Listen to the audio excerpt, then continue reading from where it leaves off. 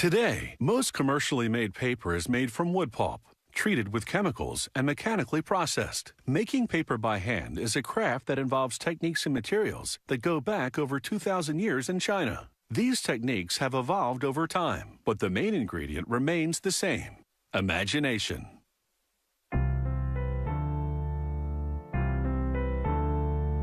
Handmade paper is a distinctive choice for a variety of uses, from fine stationery to limited edition prints. Natural fibers like linen or these cotton remnants are the raw materials for handmade paper. Workers place the cotton rag and put it on a conveyor, which leads into a machine that chops it up into small pieces.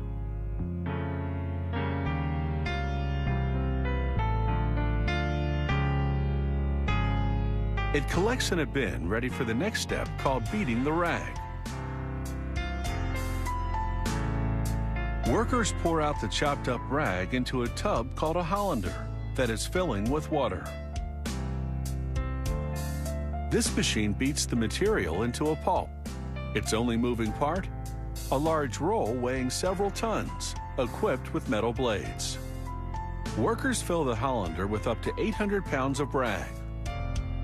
Once all the rag is in, the giant roll descends to begin the beating.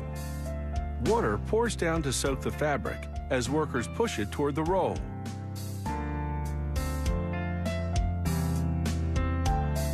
They sometimes take paper from previous batches known as broke and add it to the mix.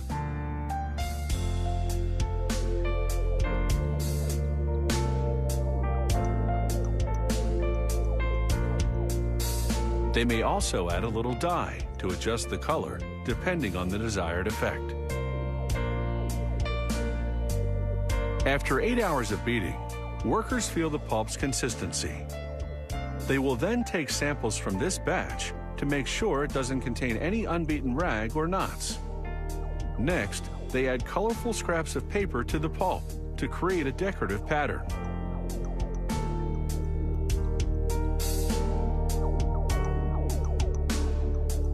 To make a sheet of paper, the vat man plunges a wooden mold into the pulp.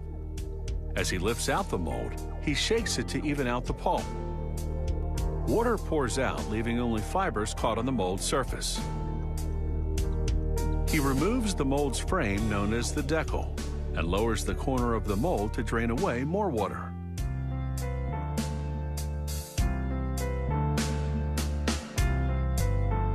He places the mold face down on a wet felt, then carefully lifts it away. A sheet of paper now lies on the felt, which he then covers with another wet felt. When pulp pours through the mold's metal screen, it traps the fiber and lets the water through. The vat man plunges the mold once again into the pulp and couches another sheet of this distinctive paper. At this point, the paper is 99% water. Workers bring a stack over to a hydraulic press to draw the water from the paper and link the fibers together.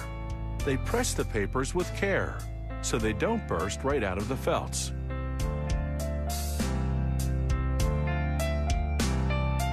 They brush any leftover pulp from the felts, leaving them clean and ready for the next batch of sheets.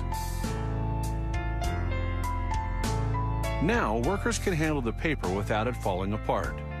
They take the sheets from the felts and hang them to dry on plastic tubes.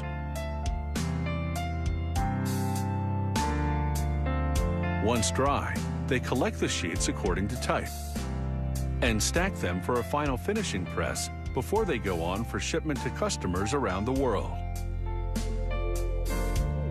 The mold's frame leaves a feathery edge, a distinctive feature of handmade paper. These papers are available in more than 30 colors and various finishes from smooth to rugged.